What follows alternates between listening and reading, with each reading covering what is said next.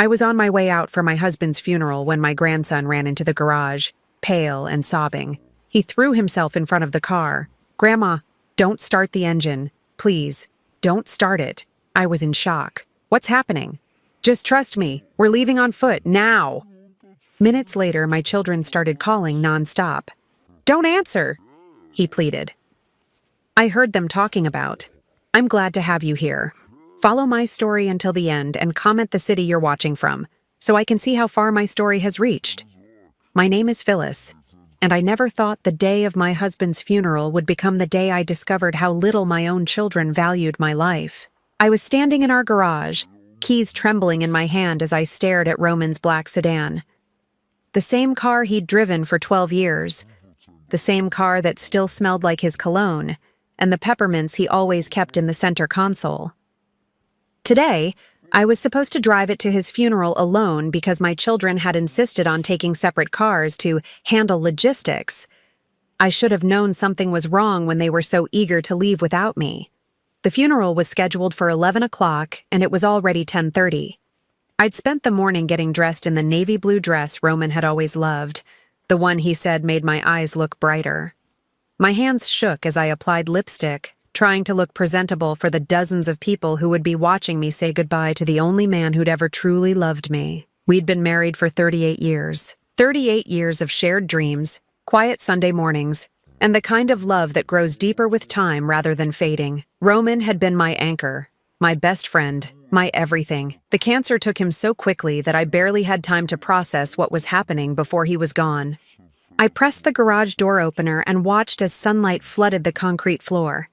The day was beautiful, which felt like a cruel joke. How could the sun shine so brightly on the worst day of my life? I walked around to the driver's side, my black heels clicking against the floor. My purse felt heavy on my shoulder, weighed down by tissues I knew I'd need, and the reading glasses I'd have to use to read the program. Everything felt surreal, like I was watching someone else's life unfold. That's when I heard the footsteps. They were running, fast and frantic. I turned just as my 16-year-old grandson Dean burst through the door that connected the garage to the house. His face was pale, almost gray, and his eyes were wide with terror. Tears streamed down his cheeks as he sprinted toward me. "Grandma, don't start the car," he shouted, his voice cracking with panic. "Please don't start the engine." Before I could react, he threw himself in front of the car, pressing his back against the hood like he was trying to shield it from me. His whole body was shaking, and he was sobbing so hard he could barely catch his breath. "Dean, what on earth?" I started, but he cut me off. "Don't get in the car, Grandma, please. We have to leave on foot. Right now." I stared at him, completely bewildered. Dean had always been a sensitive boy, more thoughtful and caring than his father, my eldest son, Michael, but I'd never seen him like this. Never seen him so terrified that he could barely speak. "Sweetheart, what's happening?" I asked, moving toward him. "The funeral starts in 30 minutes. We can't walk there, it's 7 miles away." "We're not going to the funeral," he said, his voice barely above a whisper. "We can't go. Grandma, you have to trust me. Something terrible is going to happen if you start this car." My heart began to race. Dean wasn't the type of boy to make up stories or cause drama. He was mature for his age, responsible, the kind of teenager who helped elderly neighbors with their groceries and never missed his homework. If he was this scared, something was genuinely wrong. "Dean, you're frightening me," I said, reaching out to touch his shoulder. "Tell me what's going on." He glanced toward the house, his eyes darting to the windows like he was afraid someone might be watching us. Then he grabbed my hand, his fingers ice cold despite the warm morning. "I heard them talking," he whispered. "Dad and Aunt Sarah and Uncle David. They were in the kitchen this morning while you were getting dressed. They thought I was still asleep, but I came downstairs early because I couldn't sleep." My other 2 children, Sarah and David, had both stayed at the house last night to help with arrangements. They'd insisted it would be easier for everyone to leave from here together, though they'd changed their minds about riding together at the last minute. "What did they say?" I asked, though part of me didn't want to know. Dean's face crumpled and fresh tears spilled over his cheeks. They were talking about you, Grandma, about what would happen after today. And then Dad said something about making sure you don't make it to the funeral. The words hit me like a physical blow. I actually stumbled backward, my hand reaching for the car to steady myself. That can't be right, honey. You must have misunderstood. I didn't misunderstand, he said, his voice rising with desperation. Dad said they needed to make it look like an accident, that you were too grief-stricken to drive safely. Uncle David said something about the brakes, and Aunt Sarah laughed. She actually laughed, Grandma. The garage seemed to spin around me. My own children talking about harming me? It was impossible. Yes, we'd had our differences over the years, especially since Roman got sick. They'd been impatient with the medical expenses, frustrated with how much time his care was taking, annoyed that I wouldn't consider putting him in a facility, but planning to hurt me? Dean, are you absolutely certain about what you heard? I asked, my voice barely steady. He nodded vigorously. I recorded some of it on my phone, he said, pulling the device from his pocket with shaking hands. I couldn't get it all, but I got enough. Grandma, they want you dead. The word dead hung in the air between us like a physical presence. My knees felt weak, and I had to lean against the car to keep from falling. This couldn't be happening. Not today. Not ever. My phone began to ring from inside my purse. The sharp sound made both Dean and me jump. I fumbled for it, my hands shaking so badly I could barely manage the zipper. Michael's name flashed on the screen. Don't answer it, Dean said quickly, moving closer to me. Please, Grandma. They're probably wondering where you are. They expected you to be gone by now. The phone rang again, the sound echoing off the garage walls. Then it stopped, only to start ringing again immediately. This time it was Sarah calling. They're getting worried, Dean whispered. We need to go. Now. I stared at the phone in my hand, watching as David's name appeared for the third call in less than 2 minutes. My children, the babies I'd carried, nursed, loved unconditionally for decades, were calling to check if their plan to kill me had worked. Where can we go? I asked, surprising myself with how calm my voice sounded. There's a coffee shop about 6 blocks away, Dean said. We can figure things out there, but we have to leave right now before they come looking for you. I looked at Roman's car one more time, thinking about all the trips we'd taken in it, all the memories we'd made. Then I thought about what Dean had told me, and I felt something I'd never felt before when thinking about my children. Fear. Okay, I said, closing my purse and taking Dean's arm. Let's go. As we walked toward the street, leaving the garage door open and the car sitting there like evidence of a crime that never happened, my phone rang again. This time, all 3 of my children were calling in succession, over and over, their names flashing across my screen like accusations. Don't answer, Dean pleaded again, and I didn't. But as we hurried down the sidewalk, putting distance between ourselves and the house where I'd raised a family that apparently wanted me dead, I couldn't stop thinking about one thing. If they'd planned this for today, what else had they been planning? And how long had my own children been waiting for me to die? The coffee shop was nearly empty at 11:15 on a Tuesday morning. Most people were at work or going about their normal lives, blissfully unaware that somewhere across town, a funeral was starting without the widow in attendance. Dean and I sat in a corner booth, the farthest spot from the windows, where no one could see us from the street. My hands wrapped around a cup of coffee I couldn't drink. The ceramic was warm, but I felt cold all the way through to my bones. Dean sat across from me, his phone on the table between us like a piece of evidence in a criminal trial. Play it, I said, though every part of me dreaded what I was about to hear. Dean's finger hovered over the play button. Grandma, are you sure? Once you hear this, you can't unhear it. I nodded, not trusting my voice. He pressed play, and suddenly, the voices of my children filled the small space between us. She's taking too long to get ready, Michael's voice came through the tinny speaker, sharp with impatience. The service starts in 45 minutes. Maybe that's better, Sarah replied, and I could hear the cruel smile in her voice. Gives us more time to make sure everything's in place. Did you check the brake line? David's voice, my youngest son, the boy I'd tutored through algebra and driven to soccer practice 1,000 times, loosened it just enough, Michael answered. Won't fail immediately, but after a few miles of mountain roads. Well, accidents happen when people are grieving and distracted. I pressed my hand to my mouth to keep from crying out. Dean reached across the table and squeezed my other hand. The insurance will pay out fast for an accidental death, Sarah continued. And with Dad gone, she was going to leave everything to us anyway eventually. This just speeds up the timeline. Speeds up the timeline. The casual way she said it, like they were discussing a business merger instead of murdering their mother. I still think we could have waited, David said, but his voice lacked conviction. Maybe found a care facility. Michael cut him off. And spend thousands every month keeping her comfortable while our inheritance gets smaller? The medical bills from Dad's cancer already ate into the estate. We can't afford to wait years for her to die naturally. Besides, Sarah added with a laugh that made my blood run cold, she's been so dramatic about grief. Everyone will understand why she lost control of the car. Poor thing, just couldn't bear to live without her precious Roman. Dean stopped the recording. The silence that followed was deafening. I sat there for a long moment, trying to process what I'd just heard. These were my children. I'd given birth to them, raised them, sacrificed for them.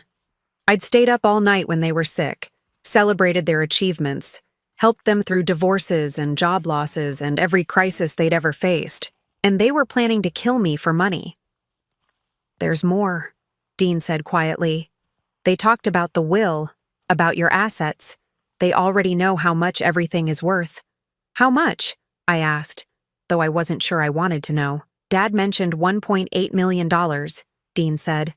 Between the house, Grandpa Roman's life insurance, and your retirement accounts. $1,800,000.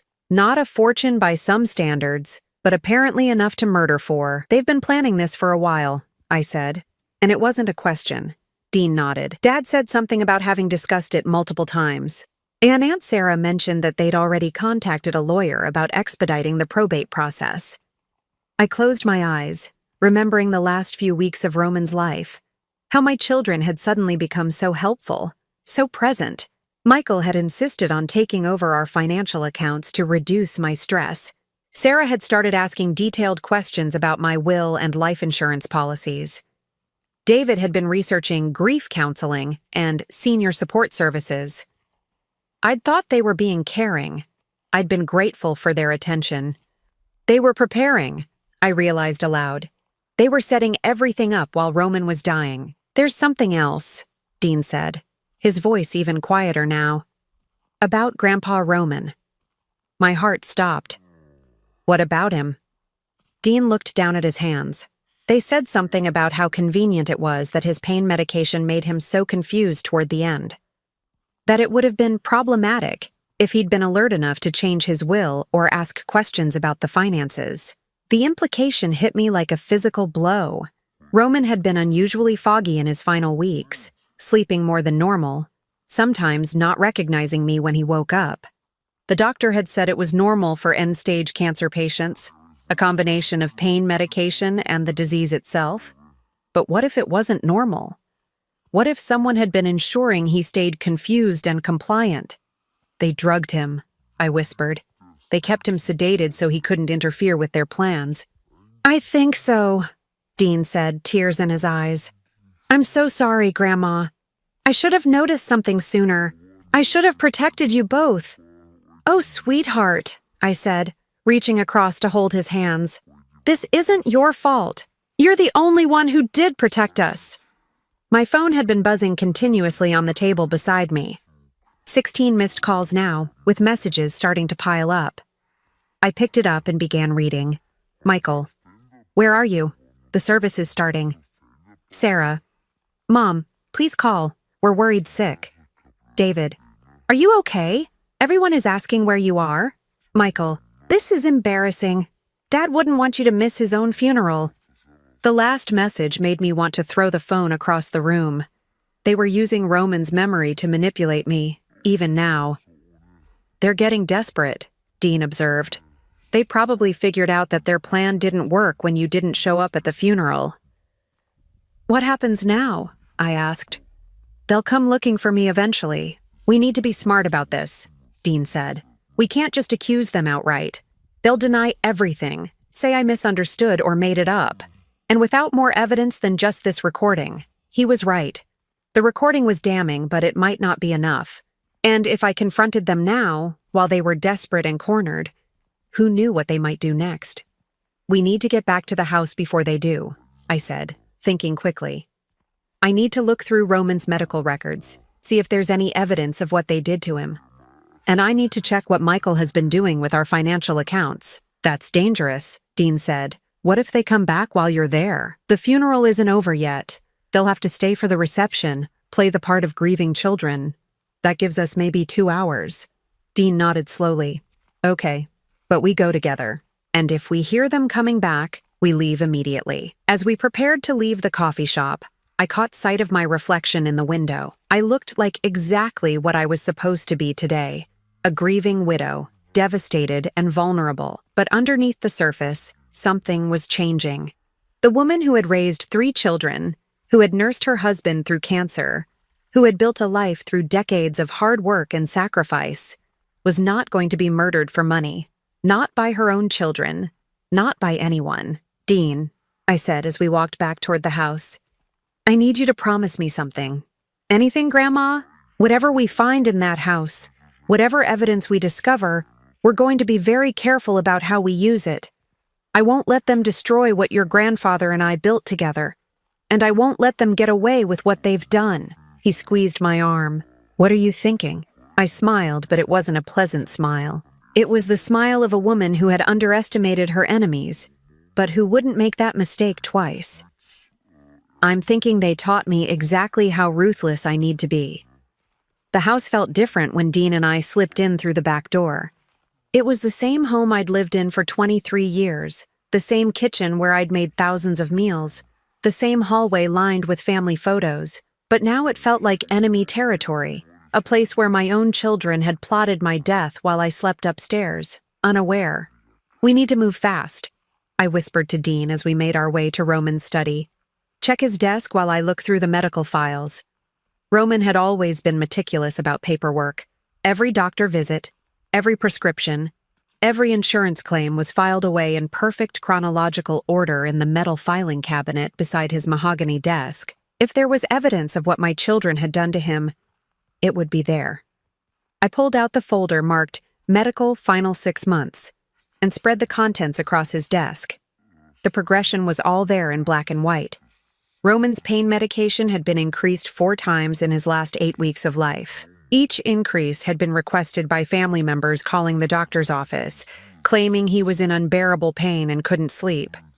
But I remembered those conversations differently. Roman had actually been managing his pain reasonably well until the final month. He'd been lucid, still himself, still the sharp-minded man I'd fallen in love with. It was only after Michael had started helping with his medication schedule that Roman became confused and distant. Grandma, Dean called softly from behind Roman's desk. You need to see this. He was holding a manila envelope with my name written across the front in Roman's careful handwriting. Underneath my name, in smaller letters, he'd written, "To be opened only after my death, and only if something seems wrong." My hands shook as I tore open the envelope. Inside was a letter dated just 3 weeks before Roman died, along with several printed emails and what looked like bank statements. "My dearest Phyllis," the letter began, and seeing his handwriting made my chest ache with fresh grief.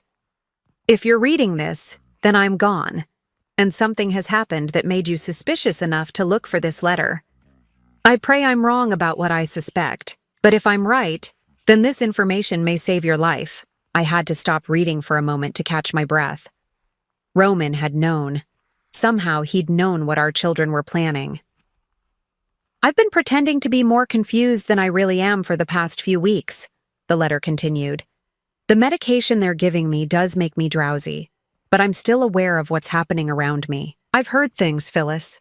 Conversations between our children that no parent should ever have to hear." The room felt like it was spinning. Roman had been aware, had been listening, had been protecting us both even while fighting cancer.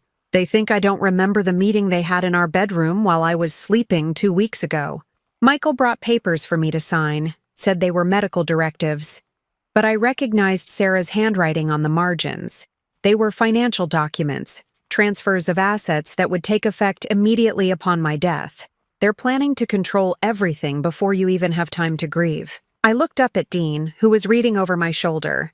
His face was pale, but his jaw was set with determination. But that's not the worst part, Roman's letter went on. Yesterday, I overheard David on the phone with someone discussing the timeline for after I'm gone. He mentioned that you wouldn't be around long enough for it to matter anyway. The way he said it, Phyllis. It wasn't natural death he was expecting. My vision blurred with tears. Roman had spent his final weeks knowing our children were planning to kill me, and he'd been powerless to stop it directly. I've taken precautions, the letter continued. Hidden in this envelope, you'll find printed copies of emails between our children from the past month. I accessed them using Michael's laptop when he left it open in our living room.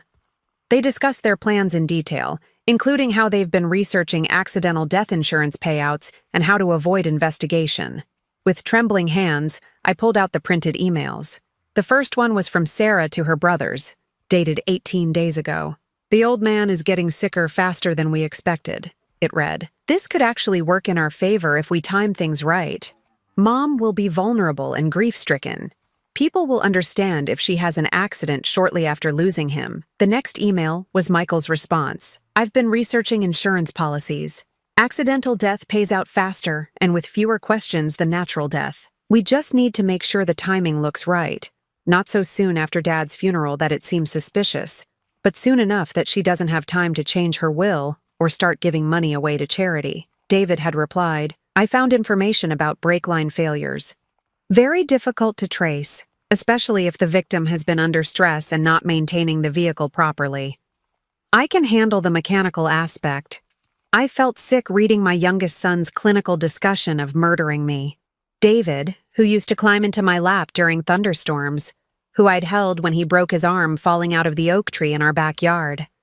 There's more, Dean said quietly, pointing to another email. This one was from Sarah, dated just 5 days before Roman died. We need to keep him sedated enough that he doesn't start asking questions about his accounts. I doubled his evening pain medication last night, told Mom the doctor had called with new instructions. He was so out of it this morning, he didn't even recognize her at first. Perfect. The pieces were falling into place with horrible clarity. My children hadn't just been planning my death. They'd been slowly poisoning their father to keep him from interfering. The bank statements, I said, grabbing the remaining papers from the envelope. Roman said there were financial documents. The statements showed activity from the past 2 months that I didn't recognize. Small transfers, moved from our joint checking account to an account I'd never heard of. $2,500 here, $1,800 there. Amounts small enough that I wouldn't notice with all the medical bills and funeral expenses, but over 8 weeks they'd stolen more than $12,000. They've been skimming money, Dean said, adding up the figures. And look at this. They opened the new account using forged signatures. I flipped to the signature card stapled to the back of the statements. There was my signature and Roman's, except I'd never signed these documents. The handwriting was close, but not quite right. Sarah, I said immediately. She always had the best handwriting of the 3 kids. She used to forge my signature on school permission slips when she was in high school.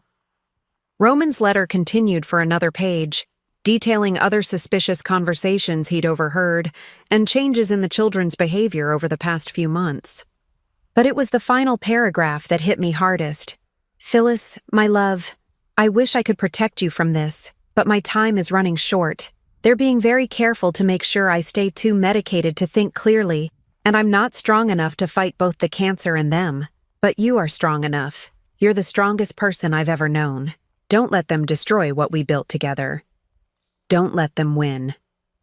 At the bottom of the letter, Roman had written one final instruction. Check the safe. The combination is our anniversary date. There's something there you'll need. I looked at Dean. Did you know about a safe? In their bedroom, he said. Behind the painting of the lake house. Grandpa showed it to me once when I was little. We made our way upstairs, moving as quietly as possible. Every creak of the floorboards made us freeze, listening for sounds of my children returning. But the house remained silent, except for the ticking of the grandfather clock in the hallway, counting down the minutes until the funeral reception would end, and they would come looking for me. The safe was exactly where Dean remembered, hidden behind the watercolor painting of the cabin where Roman and I had honeymooned. The combination lock turned easily when I entered our anniversary date, June 14th, 1985. Inside was a manila folder containing documents I'd never seen before. "What is it?" Dean asked as I pulled out the papers. I read the top document twice before I could believe what I was seeing. It was a new will, dated 1 week before Roman died, and properly notarized by his longtime lawyer, James Morrison. But this will was completely different from the one Roman and I had discussed. Instead of leaving everything to our children equally, this will established a trust. Dean would inherit 25% of our assets when he turned 21, and another 25% when he turned 30. The remaining 50% would go to the National Cancer Research Foundation. Our children would receive nothing. "He knew," I whispered. "Roman knew what they were planning, and he protected us both." But there was one more document in the folder that made my blood run cold. It was a photocopy of life insurance policies I didn't know existed. Policies that Michael had taken out on both Roman and me in the past 6 months, with himself, Sarah, and David listed as beneficiaries. The combined payout would be $800,000. "They insured us like livestock," I said, my voice shaking with rage. "They've been planning this for months, getting everything in place for when they murdered us both." Dean was reading over my shoulder, his young face twisted with disgust. "The dates on these policies. They applied for them right after Grandpa's cancer diagnosis got worse." A sound from downstairs made us both freeze. Car doors slamming, voices in the driveway. They were back. "Quick," I whispered, stuffing Roman's letter and the safe documents into my purse. "We need to get out of here." But as we crept toward the back staircase, I heard Michael's voice from the kitchen below. "Her car is still in the garage," he was saying. "So where the hell is she?" "Maybe she walked to a neighbor's house," Sarah replied. "She was always close to that Patterson woman next door." "No," David said, and I could hear the worry in his voice. "Something's wrong. She should have been in an accident by now. The brake line was definitely compromised." "Well, obviously something went wrong with your brilliant plan," Sarah snapped. "Now what do we do?" "We stick to the backup plan," Michael said, his voice cold and determined. "We find her, convince her she's too grief-stricken to be making decisions, and get her to sign the conservatorship papers. Once we have legal control, we can figure out a more permanent solution." They were talking about backup plans for my murder, standing in my kitchen, eating the casseroles that neighbors had brought to comfort our family. I looked at Dean and saw my own determination reflected in his young eyes. We had the evidence we needed. We had Roman's final gift to us, the truth about what our children had become. Now we just needed to survive long enough to use it. Dean and I managed to slip out the back door while my children argued in the kitchen about where I could have gone. We made it to Mrs. Patterson's house next door, where I'd spent countless afternoons over the years, sharing coffee and neighborhood gossip. Eleanor Patterson had been my closest friend since we moved to Maple Street, and when I knocked on her door with tears in my eyes, she didn't ask questions. She just pulled us inside. "Phyllis, dear, what on earth happened at the funeral?" Eleanor asked, settling us in her living room. "Michael called here 20 minutes ago asking if I'd seen you." He sounded frantic. "I need to use your phone," I said, pulling Roman's documents from my purse. "And I need you to witness something very important." For the next hour, I made 3 phone calls that would change everything. First, I called James Morrison, Roman's lawyer, and asked him to meet us immediately at Eleanor's house. Second, I called the police non-emergency line to report suspected elder abuse and fraud. Third, I called my bank to freeze all accounts that Michael had access to. While we waited for Mr. Morrison to arrive, Dean and I explained everything to Eleanor. She listened with growing horror as we played the recording of my children planning my death and showed her the evidence Roman had gathered. "Those monsters," she whispered when we finished. "To think I've been bringing them casseroles and asking how they were holding up." They were planning to kill their own mother. James Morrison arrived within 40 minutes, his usually calm demeanor shaken when I showed him Roman's hidden will and the evidence of my children's plans. He confirmed that the will was legally valid, and that Roman had specifically instructed him not to reveal its existence until after the funeral.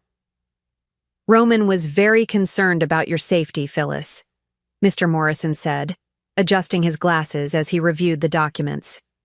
"He came to my office 3 weeks ago, quite agitated, insisting that we needed to change everything immediately. He said he'd discovered something that made him fear for your life." "Why didn't he tell me?"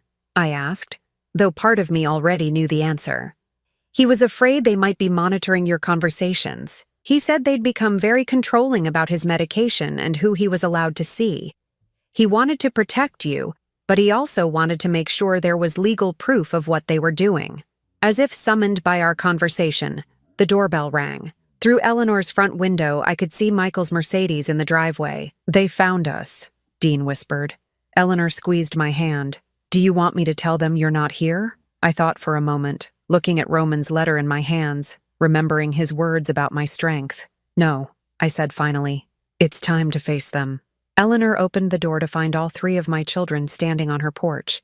They looked appropriately grief-stricken for anyone watching, but I could see the cold calculation in their eyes. "Mrs. Patterson," Michael said with forced politeness, "we're looking for our mother. We're very worried about her." "She missed Dad's funeral," Sarah added, dabbing at her eyes with a tissue. "We think she might be having some kind of breakdown." "She's here," I called from the living room before Eleanor could answer. "Come in. We need to talk." The 3 of them filed into Eleanor's living room, their expressions shifting from fake concern to confusion when they saw Mr. Morrison sitting beside me with legal documents spread across the coffee table. "Mom," David said carefully, "what's going on? We've been worried sick. Why didn't you come to the funeral?" "Sit down," I said, my voice steady and cold. "All of you." They exchanged glances but took seats on Eleanor's couch, facing me like defendants in a courtroom. "I know what you did," I said simply. "I know what you planned to do, and I know why I'm still alive." Michael's face went pale, but he tried to maintain his concerned son act. "Mom, you're not making sense.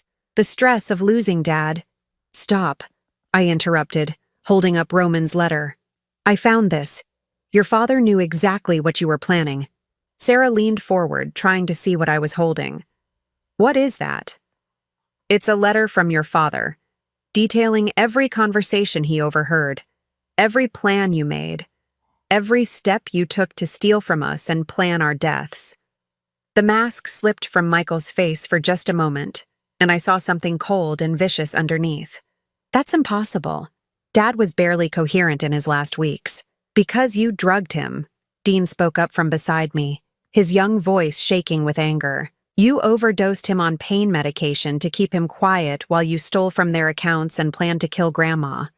"Dean," David said, trying to sound reasonable, "you don't understand adult situations." "I understand murder," Dean shot back. "I recorded you this morning, talking about loosening the brake lines on Grandma's car." The silence that followed was deafening. My children stared at Dean, then at me, and I watched as their facades completely crumbled. Sarah was the first to recover. "You have no idea what you're talking about," she said, but her voice was sharp now, defensive. "We've been taking care of both of you, sacrificing our time and energy." "Sacrificing?" I laughed, but there was no humor in it. "You've stolen over $12,000 from our accounts in the past 2 months. You took out life insurance policies on your father and me without our knowledge. You systematically poisoned Roman to keep him compliant. And this morning you sabotaged my car hoping I would die on the way to his funeral." Michael stood up abruptly, his face flushed red. "You ungrateful old woman. Do you have any idea how much we've had to put up with? Dad's medical bills, his constant complaining, your helplessness." "Michael!" David hissed, but it was too late. "No," Michael continued, his voice rising. "I'm tired of pretending. We've wasted months of our lives dealing with this mess. Dad should have died in a hospital where professionals could handle him, and you should be in a care facility where you can't make ridiculous accusations. Sarah tried to grab his arm to stop him, but Michael was past caring about appearances. We were trying to solve everyone's problems, he said, pacing Eleanor's small living room. You're both too old to manage money responsibly. The inheritance was going to be split 3 ways eventually anyway. We were just expediting the process. By murder, Mr. Morrison said quietly. It was the first time he'd spoken since my children arrived, and his words carried the weight of legal authority. It wasn't murder, David said desperately. It was. It would have been an accident. People die in car crashes every day. And Dad was dying anyway. So you helped him along, I said. You poisoned your own father. Sarah finally found her voice, and when she spoke, all pretense of grief was gone. He was suffering. We were being merciful. Merciful? I repeated. By drugging him so he couldn't think clearly enough to stop you from stealing from us? We weren't stealing, Sarah snapped. That money was going to be ours anyway. We were just accessing our inheritance early. Your inheritance, I said, reaching for the will Roman had hidden in the safe, doesn't exist anymore. I handed the document to Mr. Morrison, who cleared his throat and began to read. I, Roman Edward Carmichael, being of sound mind and body, do hereby revoke all previous wills and codicils. As Mr. Morrison read the terms of Roman's new will, the trust for Dean, the donation to cancer research, the complete disinheritance of my 3 children, I watched their faces transform from confusion to shock to rage. That's not possible, Michael said when Mr. Morrison finished reading. Dad wouldn't have done that. He was too confused, too medicated. The will was witnessed and notarized, Mr. Morrison said calmly. Roman was mentally competent when he signed it. I can attest to that personally. This is Dean's fault, Sarah said, turning on her nephew with vicious fury. You poisoned him against us. You manipulated a sick old man. I saved him, Dean said quietly. And I saved Grandma. David was staring at the will with something like disbelief. $800,000 to charity? 25% to Dean? Mom, you can't let this stand. You can contest it? Claim Dad was mentally incompetent? Why would I contest a will that protects my assets from 3 people who tried to murder me? I asked. We never tried to murder you, Michael said, but his voice lacked conviction. I pulled out my phone and played the recording Dean had made that morning. Their own voices filled Eleanor's living room, discussing brake lines and insurance payouts, and making my death look accidental. When the recording ended, Michael's shoulders slumped in defeat. You don't understand the pressure we've been under. Our mortgages, our kids' college expenses, the economy. So you decided to solve your financial problems by killing your parents, I said. Is that what you're telling me? Sarah stood up, her face twisted with anger. You have no right to judge us. You and Dad lived through the easy times. Houses were cheap. Jobs were secure. You could raise a family on one income. We're drowning in debt while you sit on nearly $2 million that you'll never spend. $2 million that I earned through 40 years of work and careful saving, I replied. Money that your father and I plan to use for our retirement, our medical care, maybe some travel in our golden years. What golden years? David said bitterly. Dad's dead, and you're 63. How many years do you have left? 10? 15? Meanwhile, we're struggling to put food on the table for our families. I looked at my youngest son, remembering the little boy who used to make me Mother's Day cards with construction paper and glue. So you decided I didn't deserve those years. You decided to take them from me. We decided to be practical, Michael said, his voice cold. You're old, Mom. This is the natural order of things. Children inherit from parents. We just wanted to skip the part where we had to wait for you to die slowly in a nursing home. The casual cruelty of his words took my breath away. These were my children, the babies I'd nursed and loved and sacrificed for, talking about murdering me like it was a reasonable business decision. Get out, I said quietly. Mom? David started. Get out of this house. Get out of my life. All of you. You can't cut us off completely, Sarah said, desperation creeping into her voice. We're your children. No, I said, standing up and facing the three people who had once been the most important things in my world. You're strangers who happen to share my DNA. My children died the moment you decided my life was worth less than your convenience. They left then, but not quietly. Michael slammed Eleanor's front door so hard that her china cabinet rattled. Sarah screamed at me from the driveway that I'd regret this decision. David just looked broken, like he was finally realizing the magnitude of what they'd tried to do. As we watched them drive away, Mr. Morrison began gathering up the legal documents. I'll file the police report about the insurance fraud and the theft from your accounts. With the evidence Roman gathered and Dean's recording, there should be enough for criminal charges. I nodded, but I felt hollow inside. We'd won, but the victory tasted like ash in my mouth. Grandma, Dean said softly, are you okay? I looked at my grandson, this brave young man who had saved my life and helped me uncover the truth. He would inherit a substantial sum when he came of age, but more than that, he'd inherit the knowledge that he'd done the right thing when it mattered most. I will be, I said, and for the first time since this nightmare began, I believed it was true. 3 days after the confrontation at Eleanor's house, I did something my children would never expect. I called them and invited them to dinner. I've been thinking about what happened, I said, when Michael answered his phone. My voice carefully modulated to sound uncertain and fragile. Maybe I overreacted. Maybe we need to talk this through as a family. There was a long pause before he responded. Mom, are you feeling all right?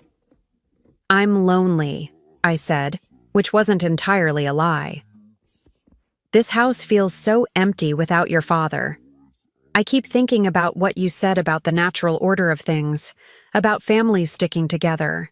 Maybe you're right. Maybe I have been selfish. I could practically hear the relief in his voice. I'm glad you're being reasonable. We never wanted to hurt you. We were just trying to plan for everyone's future. I know, I said, injecting just the right amount of resignation into my tone.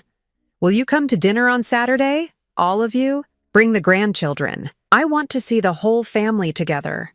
Of course, Michael said quickly. Mom, I think this is the right choice. We can work everything out. After I hung up, Dean looked at me with concern.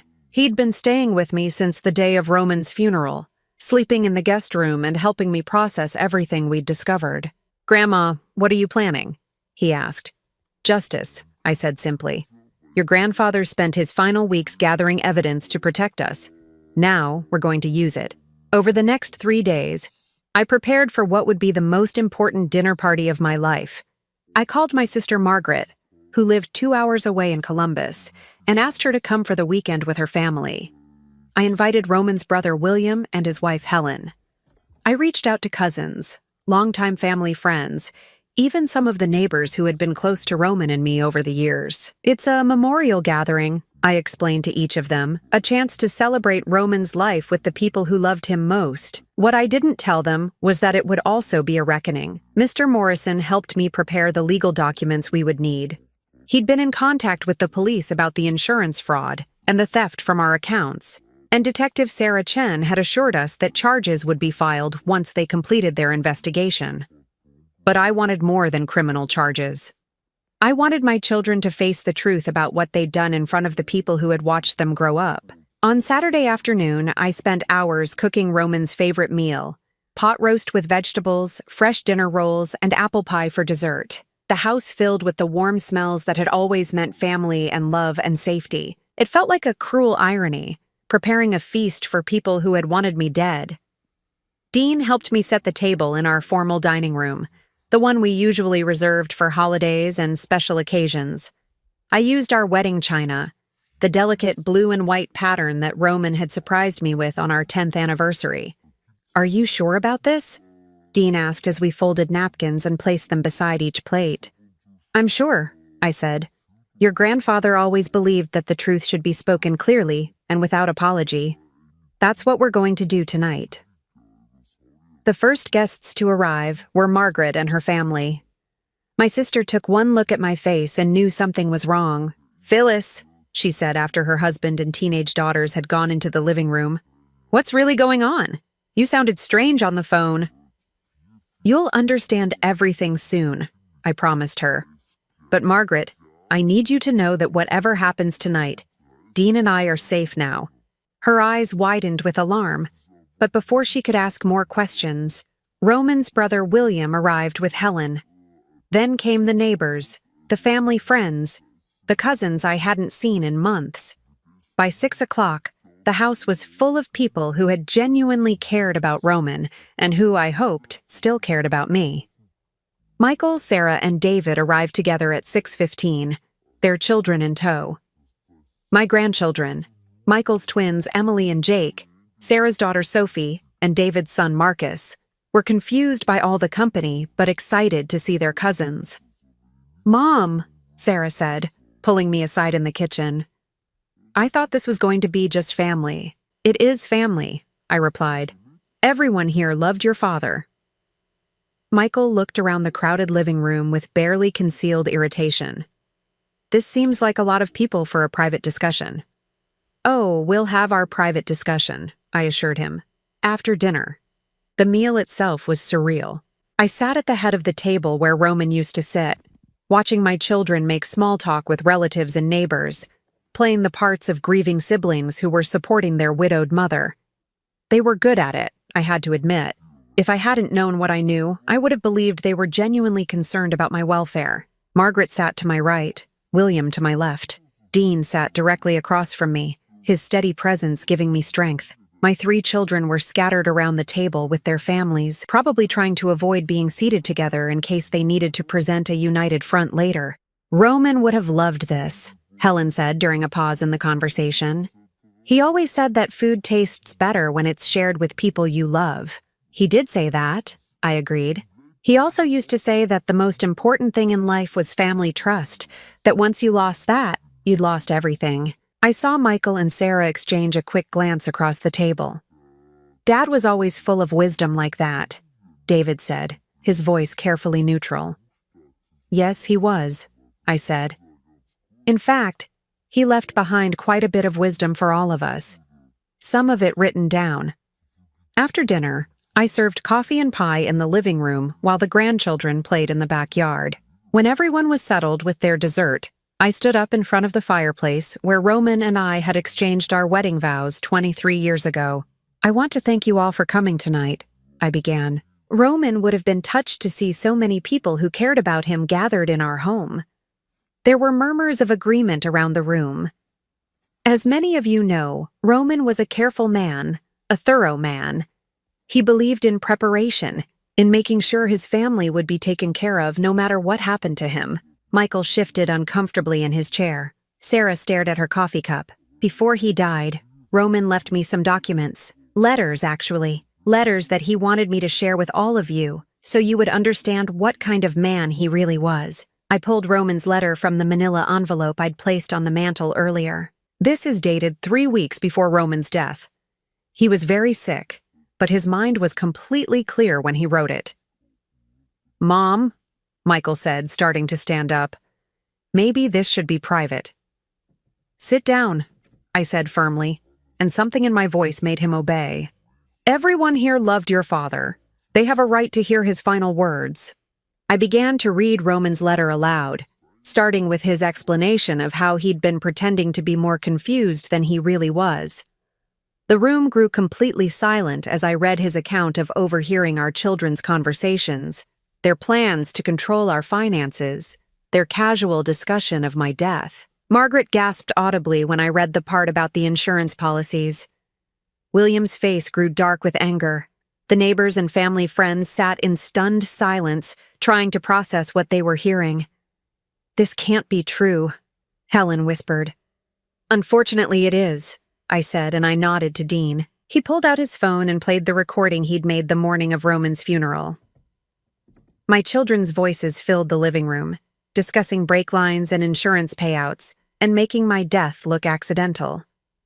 The silence that followed was deafening. Margaret was staring at her nephews and niece with horror. "How could you?" she asked, her voice barely audible. "How could you plan to kill your own mother?" "It's not what it sounds like," Sarah said desperately, looking around the room at the faces of people who had known her since childhood. They're taking everything out of context. Context? William stood up, his face flushed with rage. What context makes it acceptable to plan your mother's murder?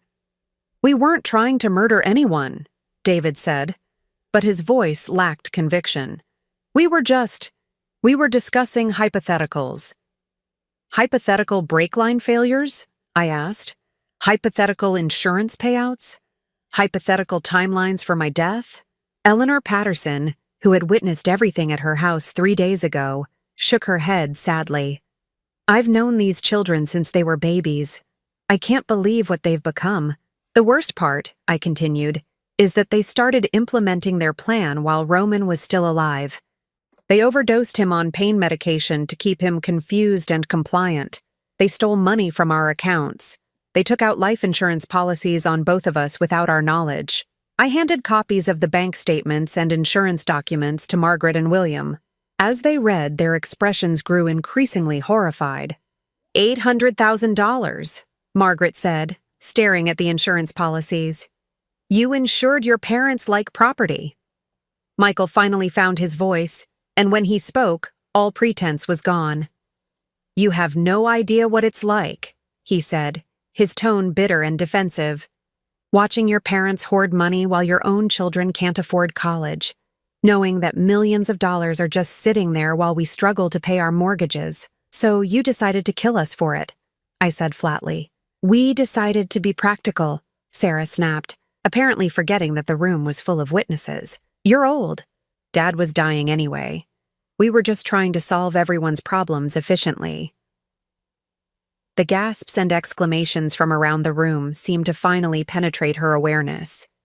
She looked around at the shocked faces of relatives and neighbors, realizing too late that she'd just confessed to conspiracy to commit murder in front of 20 witnesses. Sarah, David hissed, but it was too late. You solved your problems, all right, I said. You solved them permanently.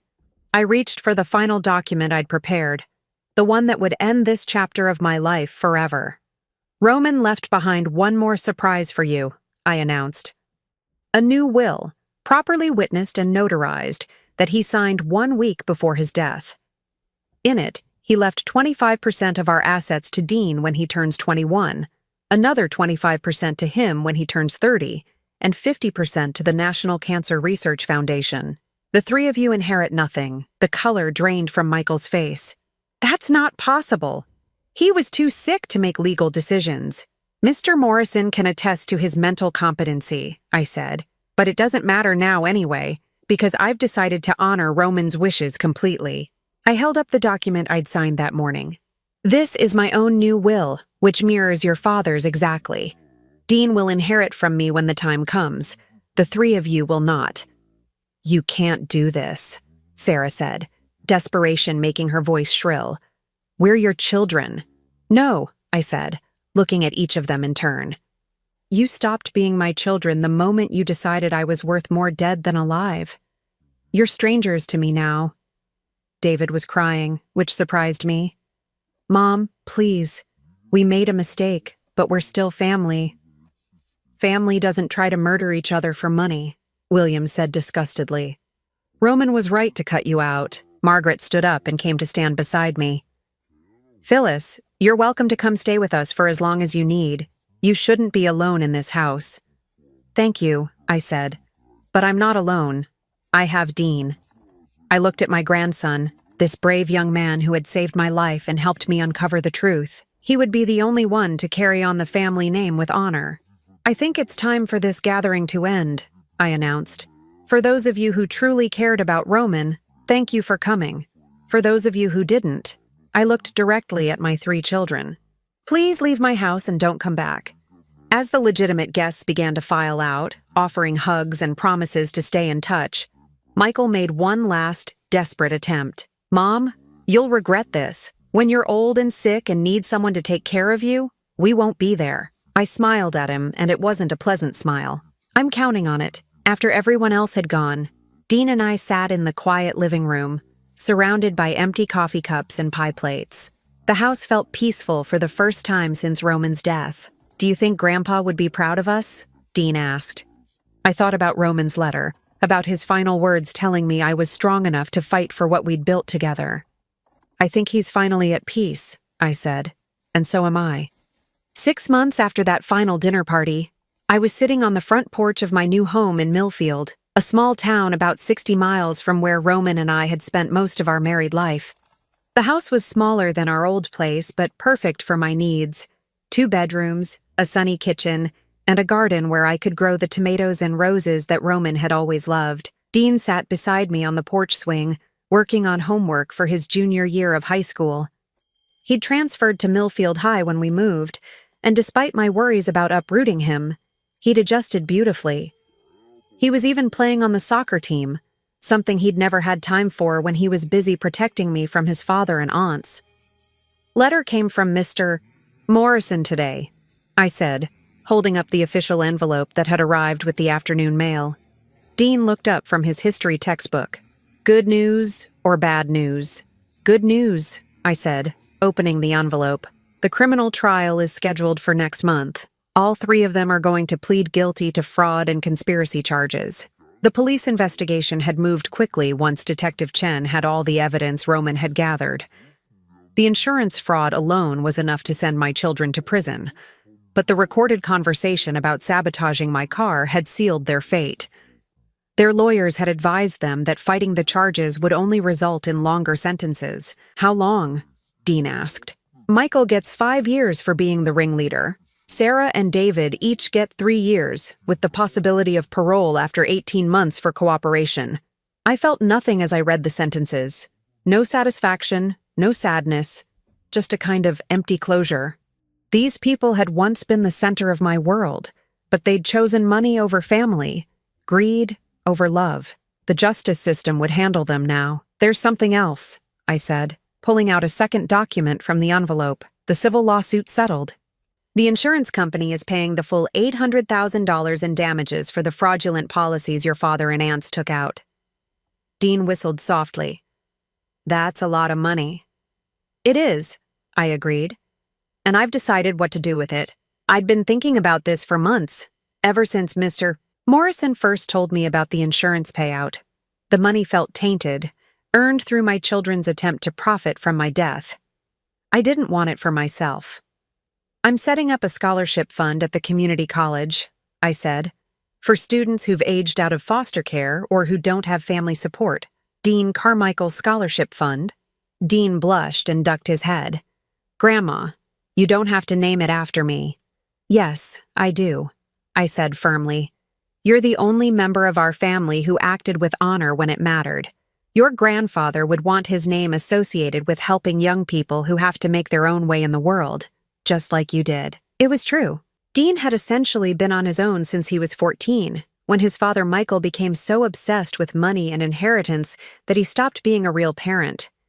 Dean had raised himself, and he'd done a better job than any of my children had managed with all their advantages.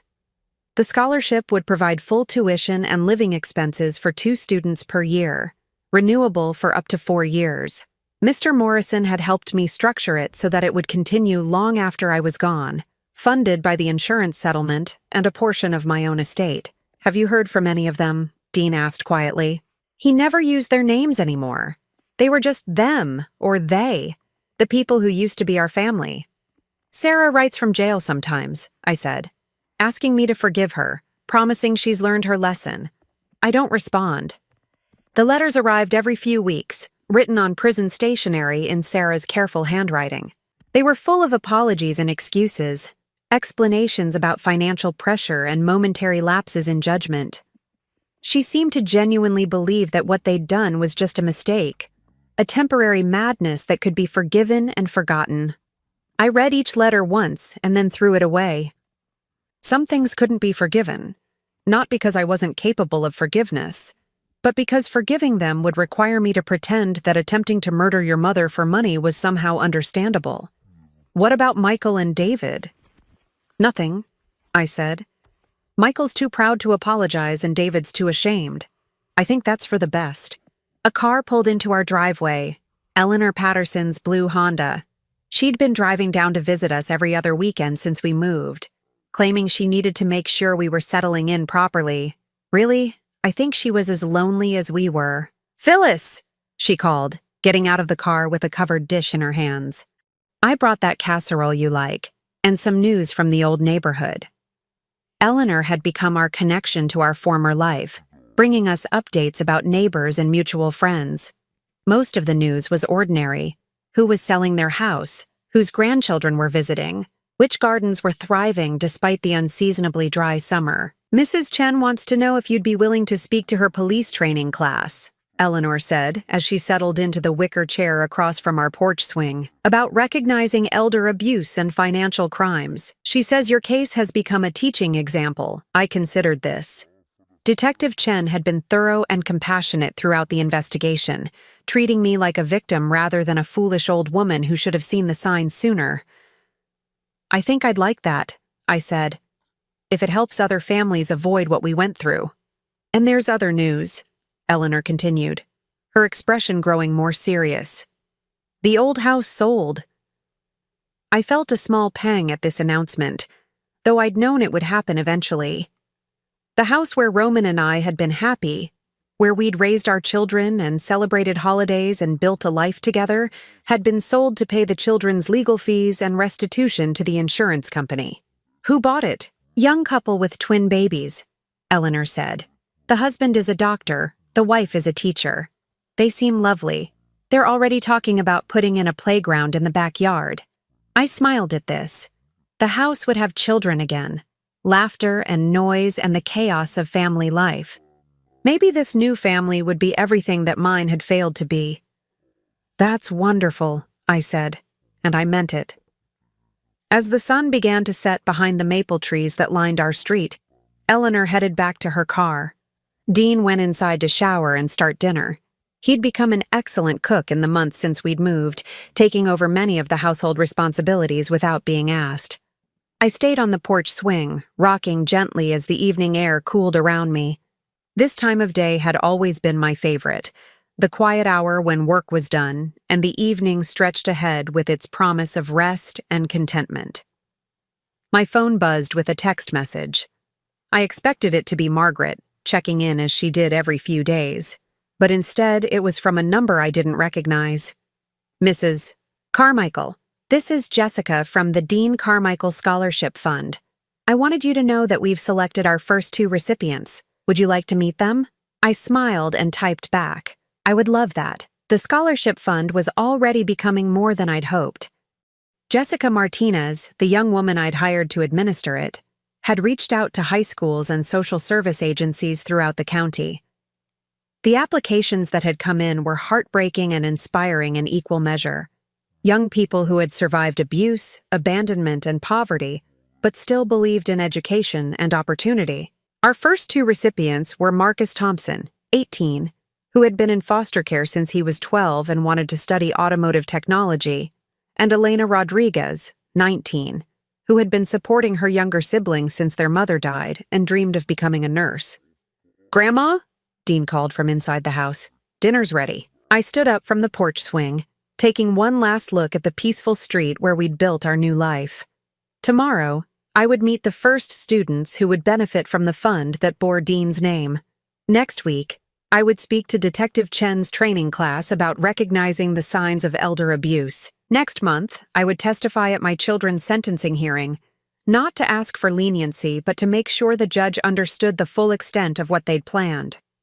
But tonight, I would have dinner with my grandson, the brave young man who had saved my life and helped me discover the truth. We would talk about his soccer games and his upcoming SAT tests and his plans for college. We would watch the evening news together and maybe a movie afterward. It was a simple life, but it was ours. We had each other, we had our health, and we had the satisfaction of knowing that we'd fought for what was right and won. As I walked toward the kitchen where Dean was setting the table for 2, I thought about Roman's letter, his final words about my strength, and his confidence that I could protect what we'd built together. He'd been right. I had protected it. But more than that, I'd transformed it. The money that my children had killed for was now helping young people build better lives. The house where they'd plotted my death was now home to a family that understood what love really meant. The inheritance they'd coveted was now serving a purpose they could never have imagined. "Smells wonderful," I said as I entered the kitchen, breathing in the aroma of Dean's homemade chicken and dumplings. "Grandpa's recipe," he said with a smile. "I found it in his cookbook." We sat down at our small table, and Dean reached across to take my hand for grace. It was a tradition Roman had started when Dean was little, and we'd continued it even after everything changed. "Thank you for this food," Dean said, "for our new home, and for keeping us safe and together." "Amen," I whispered. As we ate dinner and talked about our day, I felt something I hadn't experienced in years: complete peace. The nightmare was over. The people who had wanted to hurt us were facing justice. The money they'd tried to steal was being used for good, and I was finally, truly free. Outside our kitchen window, the first stars were appearing in the darkening sky. Somewhere among them, I like to think, Roman was watching over us and smiling. His family, the real family, the one defined by love rather than blood, was safe and happy and whole. After dinner, Dean and I sat in our small living room, he with his homework and me with a book I'd been meaning to read for months. The house was quiet, except for the ticking of the mantel clock and the occasional sound of a car passing on the street outside. At 9 o'clock, Dean kissed my cheek and headed upstairs to bed. "Good night, Grandma. Love you." "Love you too, sweetheart." I stayed up a little longer, finishing my chapter and thinking about the day ahead. Tomorrow was Sunday, and we'd drive to the community college to meet Marcus and Elena, the first recipients of our scholarship fund. They would never know the full story of how their education was being funded, but that was fine. What mattered was that they would have the chance to build the lives they dreamed of, free from the financial desperation that had driven my children to such terrible choices. Before I turned off the lights and headed upstairs to my own bedroom, I stopped at the small table by the front door where I kept Roman's picture. He was smiling in the photo, his eyes bright with the warmth and humor I'd fallen in love with 40 years ago. "We did it," I whispered to his image. "We protected what we built. We kept Dean safe, and we're going to help other people build something good too." I touched my fingers to my lips, then to the picture frame. "Thank you for your letter. Thank you for showing me how to be strong." Then I turned off the lights and climbed the stairs to my bedroom, where I would sleep peacefully for the first time since Roman's diagnosis. The war was over, and we had won, not through violence or revenge, but through truth and justice, and the unbreakable bond between a grandmother and the grandson who had saved her life. In the morning, there would be new challenges, new opportunities to help others, new ways to honor Roman's memory. But tonight, there was only peace, and the quiet satisfaction of a life reclaimed and a future secured. Dean was safe. The scholarship fund would help deserving students for generations to come, and I was free to live whatever years remained to me on my own terms, surrounded by people who truly loved me. It was more than enough. It was everything. Now I'm curious about you who listened to my story. What would you do if you were in my place? Have you ever been through something similar? Comment below. And meanwhile, I'm leaving on the final screen 2 other stories that are channel favorites, and they will definitely surprise you. Thank you for watching until here.